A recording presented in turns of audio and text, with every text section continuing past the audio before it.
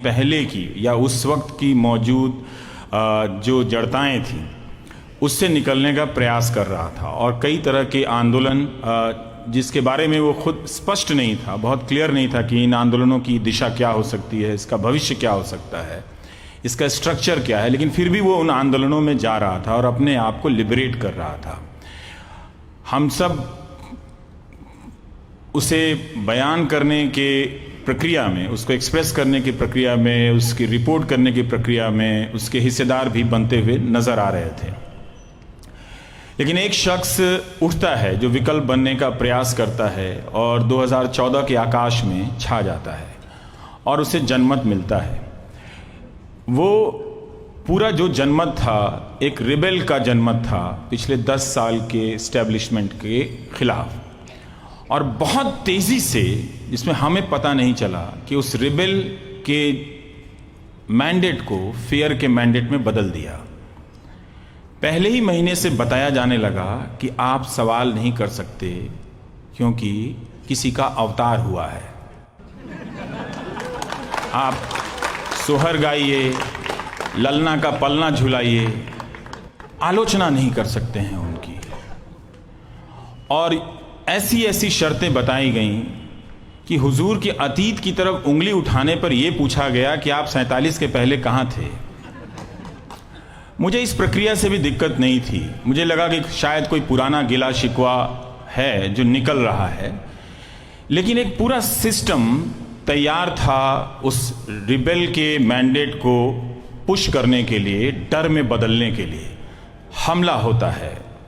वो आदमी जो खुद को प्रधान सेवक कहकर हम सब के बीच में आता है, शुरुआत होती है योजना आयोग के भंग कर देने से और बताया जाता है कि एक नई लेगेसी की बुनियाद रखी जाती है। इसी दौरान मैं तीनमूर्ति जाता हूं, प्रोफेसर सलील मिश्रा के साथ मैं शूट कर रहा था कि क्या है नेहरू की लेगेसी, थोड़ा नए दर्शकों को बताते हैं अगर इतनी दिलचस्पी है तो वहां पर एक तख्ती मिली और तख्ती पर लिखा था, मैं चाहता हूं कि लोग मुझे प्रधानमंत्री नहीं प्रथम सेवक कहें। यह नेहरू का वाक्य है। ये कांग्रेस के लोगों को भी पता नहीं था। ये नेहरू ने कहा और इस वाक्य को किसी ने, जिसे अंग्रेजी में प्लेजरिज्म कहते हैं, चुरा लिया और प्रथम की जगह प्रधान कहा। वाक्य चुराया आपने नेहरू का और हमला कर रहे हैं नेहरू की विरासत पर। तो इस कॉन्फ्लिक्ट को देखकर मैं बड़ा बेचैन हो गया। मुझे लगा कि ये झूठ के सहारे जिसकी शुरुआत हो रही है, प्रधान सेवक कहना ही भारत के राजनीति में एक बड़े झूठ का प्रवेश था, क्योंकि वो कथन पहली बार नहीं कहा जा रहा था। वो कथन कोई कह के इस दुनिया से बहुत पहले जा चुका था। तो मैं इन चीज़ों को समझने लगा कि आखिर क्या वो तत्व हैं जिससे डराया जा रहा है। बोलना मना है इनके खिलाफ, इनको क्वेश्चन करना मना है। एक बात समझ में आती थी कि नए हैं तो इन्हें मौका मिलना चाहिए, लेकिन धीरे धीरे आप देखिए अपूर्वानंद जी की किस तरह से जिस पेशे से मैं आता हूँ वो उनके आसपास उनके कदमों में झुकने लगता है और हर तरह की एक ऑटोमेटिक भीड़ तैयार मिली जिसके बारे में हमें कोई अंदाज़ा नहीं था कि ऐसी भीड़ हमारे आसपास है। और लोग सेल्फ ऑटोमेटिक तरीके से ट्रिगर होकर जहां तहां अटैक करने लगे। जो मारा गया वो मर गया, लेकिन बहुत से लोग इन हमलों को झेल नहीं पाए, बर्दाश्त नहीं कर पाए। लेकिन मैं तब भी कह रहा था कि ये नॉर्मल है। लेकिन जब मैं ट्विटर पे था तो बहुत लोग ये इशारा करते थे कि आप सिख हैं, आप इमोशनल हैं, आप रिएक्ट कर रहे हैं। मुझे उस दुनिया से संवाद करते करते मैं थक गया, अंत में ट्विटर छोड़ दिया, क्योंकि मुझे पता था कि जो आदमी झूठ के रथ पे सवार होकर आया है वो बहुत ही जल्दी हिंदुस्तान के आकाश को झूठ के धूल से भर देगा, और इतना भर देगा कि अब आप उस धूल से बचने के लिए चाहे जितना महंगा धूप चश्मा लगा लें, मेहनत बहुत करनी पड़ेगी। इतना धुंध है आपकी आंखों के सामने। और ये बात मैं किसी के विरोधी होने की वजह से नहीं कह रहा हूं। हालांकि ये बात कहने की प्रक्रिया उनका विरोधी होना ही है, तो मुझे इसमें भी कोई शर्मिंदगी नहीं है, क्योंकि जब दुनिया की सबसे बड़ी पार्टी एक पत्रकार का बहिष्कार करे। मैं 1 साल तक कुछ नहीं बोला, मैं देखा ये कितने दूर तक कर सकते हैं। मुझे लगा अच्छा 1.5 साल देख लेता हूँ, 2 साल करता हूँ। मैंने कहा ठीक है, इतिहास इसे ऐसे लिखेगा कि इन लोगों ने उस दीनदयाल उपाध्याय शोध संस्थान जिस रास्ते पे है, जिन्होंने गरीबी की सेवा की बात की थी, उसी सड़क पे उनके नाम पे गरीबी दूर करने वाली पार्टी का एक मुख्यालय बना है, 5 स्टार मुख्यालय। और प्रोसेस देखिए कहां पर पहुंचा है कि पहले सवाल करने वालों को आइसोलेट किया गया, डराया गया, और अब उस पार्टी के लिए जीने मरने वाले मधुबनी, मोतिहारी, नीमच, सीकर में जो कार्यकर्ता हैं भाजपा के, वही वंचित हैं इस सुख से कि वो दफ्तर कैसा है। गरीबों की सेवा करने वाली पार्टी का जो दफ्तर है, वो इनकम टैक्स में जो पैसा जमा किया गया है उससे ज्यादा की रकम का है या कम की रकम का है? 1300 करोड़ का है कि 2600 करोड़ का है कि 400 करोड़ का है?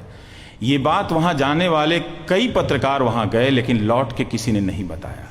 तो जो कार्यकर्ता थे और जो समर्थक पत्रकार, जिन्हें मैं गोदी मीडिया कहता हूं, अंग्रेजी में से आप एम्बेडेड कह सकते हैं, उन लोगों ने भी वो तस्वीर नहीं बताई, अंदर का हाल नहीं बताया।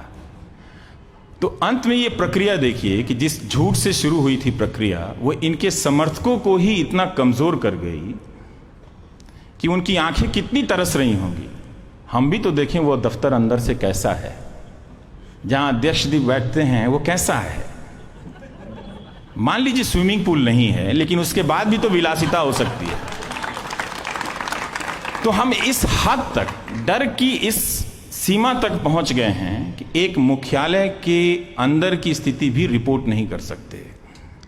तो ये हमने एक आदमी का शौक पूरा करने के लिए इतना कुछ गंवा दिया, और ताकि इतना कुछ हमें मिले जो हमने गंवाया है, वो हमें मिले इसके लिए हजारों लाखों की संख्या में लोग 100 साल लड़े हैं।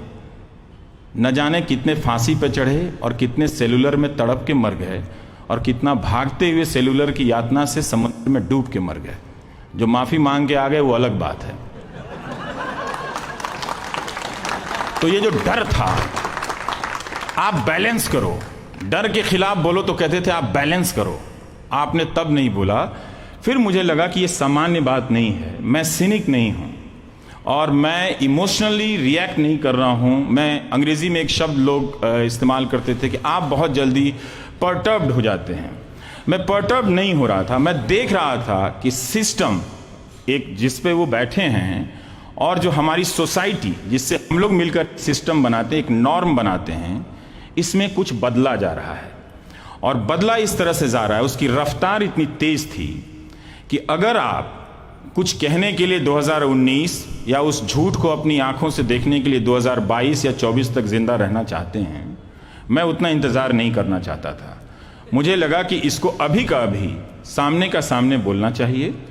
कोई बात नहीं, वो मेरे कार्यक्रम में नहीं आते हैं, वो अच्छी बात है, वो दूसरे टेलीविजन चैनल में जाकर उनके प्रवक्ता प्रैक्टिस कर रहे हैं, तो कभी ना कभी आएंगे वो, या हम गायब हो जाएंगे, हम इतिहास से गायब हो जाएंगे। जैसे बहुत सारे संपादकों को गायब किया गया है, हम हो जाएंगे। लेकिन क्या आप रवीश कुमार का इतिहास इस हद तक गायब कर सकते हैं कि दुनिया की सबसे बड़ी पार्टी और 21 राज्यों में हुकूमत करने वाली पार्टी ने उस पत्रकार का बहिष्कार किया, और उस पत्रकार ने पलट के भी नहीं पूछा कब आओगे? तो इतना तो दर्ज करा दिया हूं, बाकी जो किताब लिखी है वो आपके सामने।